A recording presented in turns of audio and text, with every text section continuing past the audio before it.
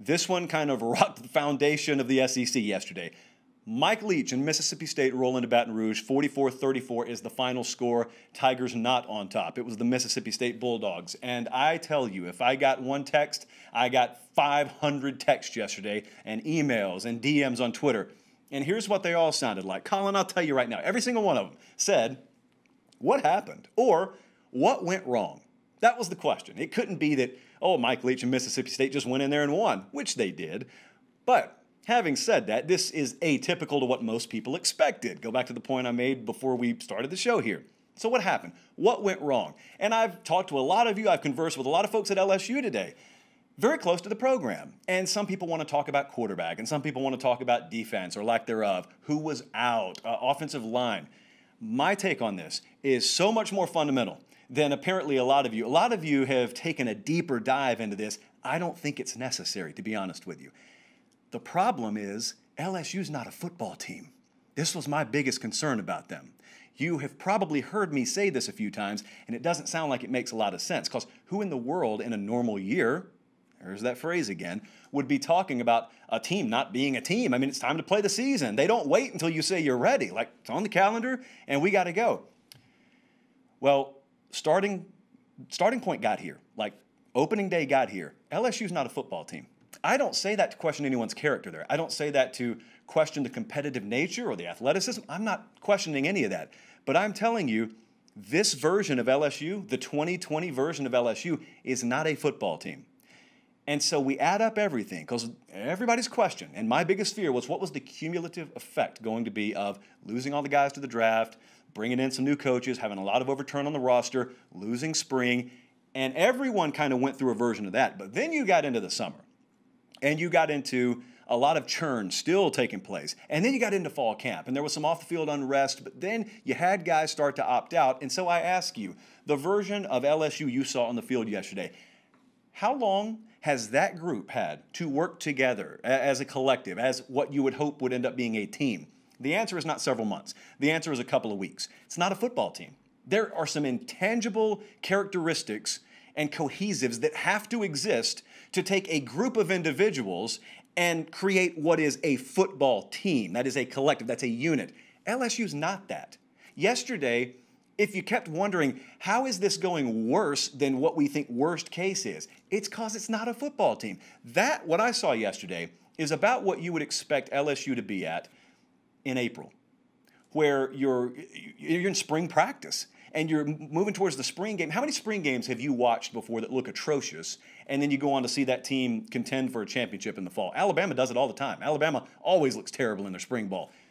Well, that was LSU yesterday. The problem is the game counted. And so there are a lot of accolades to be thrown towards Mississippi State. There's a lot that you need to understand and how to properly perceive what's happening with LSU, because a lot of, I'm talking about my biggest fears, but your biggest fears. If you're an LSU fan, you had convinced yourself otherwise, but really the biggest lingering fear has always been, and one of the biggest allegations everyone else has thrown at you has always been, and will continue to be for at least another week, 2019, flash in the pan. 2019, one-year deal, one-hit wonder. You know the deal. You know the saying. Two of the biggest logs, and really 1, 2, 3, I got 4 big logs that you can throw on that fire, really, to maybe surmise that Ed Orgeron doesn't have as firm a grip on this stuff as he looked to have last year, when everything he touched turned to gold and everything he said came to fruition. Well, if we're going to acknowledge that, which I did all of last year, we got to acknowledge a couple of things here too. Ed Orgeron, how many times did you hear him openly tell you our defense is better right now than it was at any point when Dave Aranda was here? Are you kidding me? Did you watch that yesterday? Unless you guys think Derek Stingley's worth 3 or 4 touchdowns. Did you watch that yesterday? No, Ed. So that's 0 for 1. 0 for 2. Ed Orgeron has fully endorsed Miles Brennan as the man at quarterback there. So much so that I reached out to someone down there just to make sure I was right in my assumption, and they kind of confirmed this. They didn't even heavily pursue anyone on the transfer market at quarterback, and there were some of them out there. De'Aaron King, who's playing at Miami now, LSU didn't really go after him. Jamie Newman, turns out he's not playing anywhere, and boy, do we have a lot to say about Jamie Newman in Georgia coming up. Didn't really go after him. JT Daniels, there were some whispers about that, but it turns out they didn't really pursue him much either. For whatever reason, I want to put that caveat there. Those of you in the know what I'm talking about. Not important. They didn't go after him. So they were totally convinced Miles Brennan's the guy. One game sample size yesterday leaves a lot to be desired, doesn't it? Ed Orgeron has said that this offensive line has things figured out. That offensive line was a sieve yesterday, and this was not exactly a Mississippi State defensive front that's loaded with future first and second round talent. You're going to see a lot better than that, unfortunately, coming up. And the run game, which I've repeatedly listened to Ed Orgeron tell us is the strength of that team, was anything but yesterday. So, as much as he sounded so prophetic last year, this sounded like a dude who really didn't have a firm grip on what he had down there. It was like you squeeze it and it's Jell-O. But you don't find out that it's Jell-O until game day. I mean, KJ Costello threw for like half a mile yesterday. 623, 5 touchdowns. I'm going to get to the Mississippi State side of things in just a second here, but I want you to just understand, and this is my take, your opinion's worth every bit as much as mine, but I'm telling you, this is how I look at this right now. I'm trying to understand how to process it. It almost borders on a throwaway result for me. Not for Mississippi State, but with LSU, it almost borders as an outlier throwaway result. It's like if I were watching a NASCAR race and there's this lead pack of cars and they're neck and neck, and then there's this one way off pace, and you say, that driver must suck. And then you get your binoculars out and you say, is that a Corolla? How did a Corolla get out on the racetrack? It's kind of like what LSU looked like yesterday. The Corolla is not a race car. This didn't look like a football team, at least a football team that you would see taking the field at LSU. So the bigger question, I guess, is not about yesterday. That's over and done with. The big question is, can you become a football team during a football season? I don't know. I mean, Herman Boone and the Titans did it, but that's right, the Titans did it. They made a Disney movie about them. That's how rare it is. Conclusions about Mississippi State, we'll have a lot of time to talk about LSU. Conclusions about Mississippi State are being drawn. Conclusions about KJ Costello and Mike Leach are being drawn. So I want to, before we move on here, I want to give you my foundation for my expectation level for Mississippi State. I've spoken to a lot of State fans, and I don't agree. I'm just going to be blunt with you. I don't agree with your perception. These are the fans I've talked to. You may be different. I don't agree with your perception on what the baseline should be. I think Dan Mullen's the best coach they've ever had over there for an extended period of time. Dan Mullen did things there that I thought were incredible. Here's the problem. What Dan Mullen achieved is now being viewed as sort of the baseline, and success will be determined by who can achieve more than that. I don't find that to be realistic. But again, you can think otherwise, and you're fully invested in your program, so who really cares what I say? Having said that, when I look and I see what the expectation level is over there, I'm asking, how do you achieve that at Mississippi State and the SEC? And that's the lens through which I view your program, just to give you an idea of where I'm coming from. Because if you're trying to go 5-5, everything you saw yesterday leads me to believe with zero doubt that's going to happen. If you're trying to push for 6-4, you got a decent shot at it. If we're trying to be more than that, which Dan Mullen found ways to be, then we got to zoom in. And we got to take off the kid gloves, and we got to put on the big boy brass knuckles, and we got to ask ourselves, is that duplicable?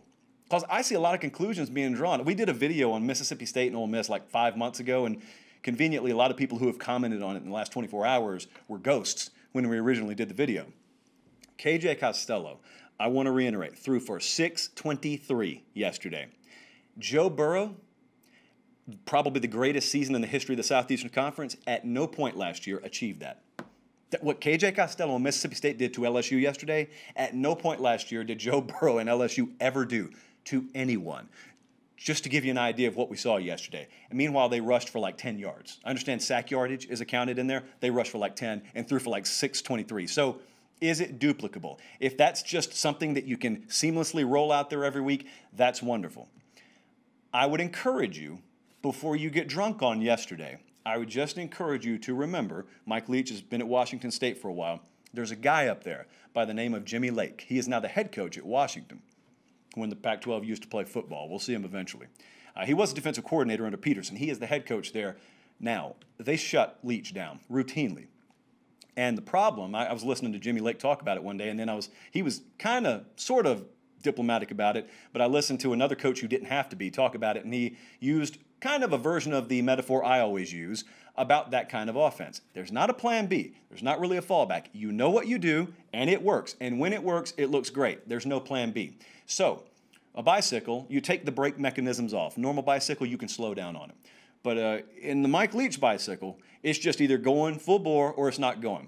And when you come across someone who has physical corners but doesn't play press man all day and just let you go vertical over the top time after time after time after time like Bo Pelini did, apparently being stuck in 07, which is the last time he coordinated a defense, by the way, then you get a crowbar thrown in the bicycle spokes. And if it gets in there, the bike doesn't slow down. The bike just stops. You tumble over the handlebars. And so I think at this point, it would be foolish to believe that's not coming. Understand, this team's going to play Auburn. This team's going to play Alabama. This team's going to play Georgia. So if we believe, because I'm not there yet, if we believe that yesterday was this definitive conclusion and Mike Leach, as impressed as I was by it, if he's just stamped air raid all over the forehead of every future coordinator they play, well, then so be it. And Mississippi State will be a surprise contender this year.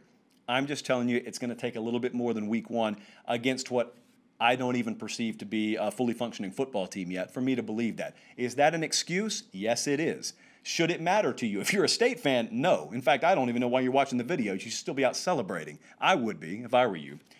But wow. There's a lot to fix at LSU. There's a lot of reason to be excited at Mississippi State. Because at the very least, I think yesterday proved that Mike Leach is getting ready to silence a lot of his doubters if they're still talking after yesterday.